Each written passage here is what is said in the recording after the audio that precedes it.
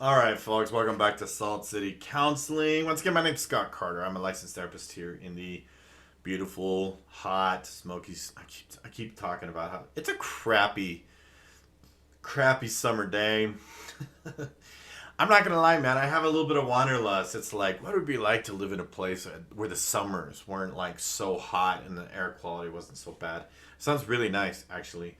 So, I've been thinking about that, but I'm a Rolling Stone man. I get a lot of wanderlust. I feel like I change my job situation every couple of years. That's not entirely true. I spent 5 years in private practice, but so in this video, I'm going to talk about 6 or so more things that prevent people from growing. This is a follow-up, continuation, sequel. It's a sequel, a good sequel, because we all know there's not very many good sequels. T2, Terminator 2, best sequel of all time. Changed my mind. But this is 6 or so more things that are going to keep you from growing. Again, I operate under the belief, the paradigm, if you will, that people want to grow. They do. I operate under the paradigm that most people are relatively miserable and want to grow and want to change. But they keep bumping up against the ego. They keep bumping up against, like, they're shackled to habits and belief systems with sort of a fear to do something different or a fear of change. But, you got to make your choices, right? You can stay miserable or you can try something else, right? And so it's up to you. You can stay stuck or not. It's up to you. So this is 6-ish more things. It's a long list. So this will continuing from the previous video I did on this. This is about a dozen things that are probably in your way of growth. And so if you can get some of this insight for yourself and you'd be like, man, I do like that one and that one and that one and that one. Hopefully you can sort of get an idea of like what it is that you need to learn to let go and what it is that you need to change. And coming down the line later on, I'm going to start dropping some content on building some foundational stuff. Like just looking at my notes, this video will be coming down the pike.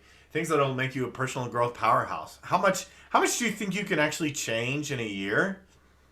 Like, given 1 year of like just focusing on growth, how much do you think you could change? That's an interesting question. And what would be your method? I'll give you a hint. Don't ask social media. Don't ask Twitter. You have to take the path less traveled, so to speak. But well, I'm going to get into this list. Let me get that housekeeping out of the way. If you're new here, I hope that you will hit the subscribe button. Help me grow my channel. Share, comment, like. You know what to do. If you really like my content, you want to see more content like this, please hit the tip jar. Every little bit helps. Cash App, Venmo, PayPal, all those links are in the description below. If you have a viewer question, scottc@saltcitycounseling.com. You can also leave questions in the comments section. So for now, that's going to be the bulk of my housekeeping.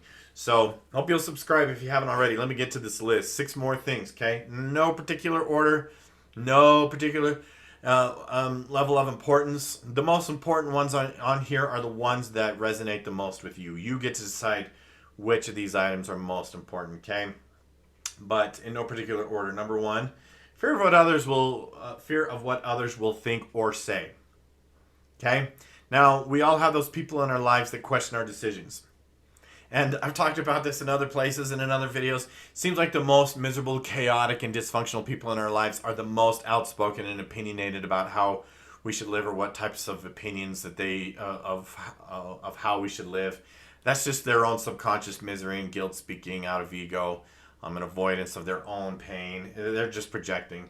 But if you live under this fear of needing approval from others, and I can't do that because other people will be upset with me, you're going to stay miserable, okay? And so freeing yourself from whether or not other people really care about decisions that you make for yourself, right? That is freedom. That's true emotional freedom, okay? A lot of these items are going to have to do with fear, by the way, on this particular list, okay? But number 2, doubting yourself, okay? What I've noticed is that we have a major, you want to talk about like mental health epidemics, mental health pandemics, One of those is that people don't trust themselves at all. In fact, I'm personally troubled that people trust what comes out of these things more than they trust their own observations, more than they trust their own experiences of the world around them. It's like, well, they said, oh, well, I saw this on the news. And it's like, do you see that? Does that happen in your experience? Huh? What are you talking about? I'm telling you, man, these things do our thinking for us. But doubting ourselves, okay, if you doubt yourself, it's going to be really hard to grow. Okay? The more you got to be careful where you put your energy, by the way. If you put your focus and your energy into the doubting part, it won't resolve. You'll only reinforce it, okay? It's important to put your focus and your trust and your energy into creating more trust for yourself, okay? Number 3, I just mentioned this. We're going to go back to it. But it's a lack of mental discipline and overthinking, okay? And I did a video on this recently, a whole video about overthinking, probably one of many that I will do on overthinking. Overthinking is one of those modern mental pandemics that I've seen. People were overthinking a lot 5 years ago. It's 10 times worse than it was like 5 years ago. The overthinking causing your brain to just fragment and fray and just go all over the place. And that partially creates the doubt.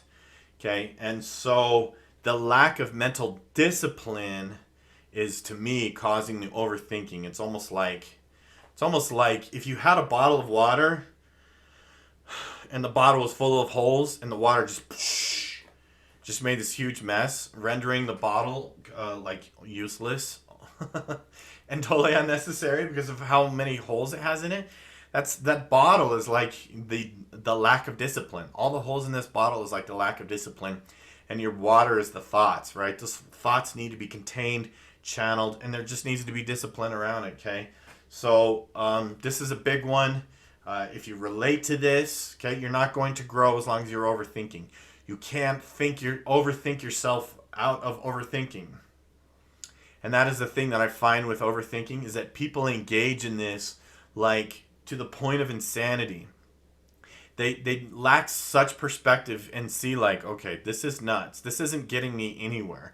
I should do something different. Okay, overthinking needs discipline.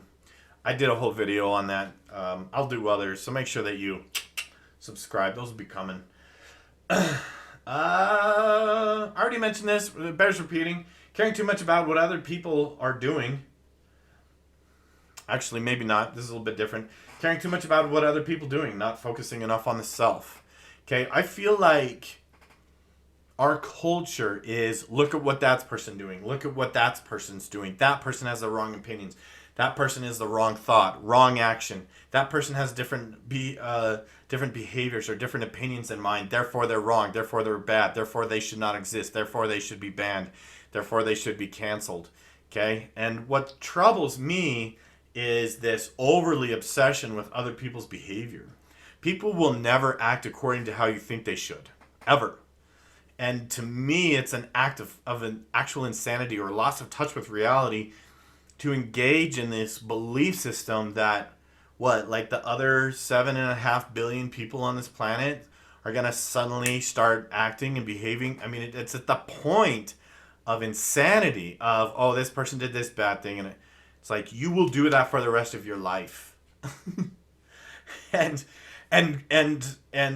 not have grown. Your growth will be canceled because you spent too long, right? You become that person that doesn't even realize that they're that person of, you should act this way, you should act that way, you should act this way. And it's like, focus on yourself. Focus on yourself. So one thing that's going to stop you from growing is worrying too much about other people. Let them worry about themselves. Focus on you, okay?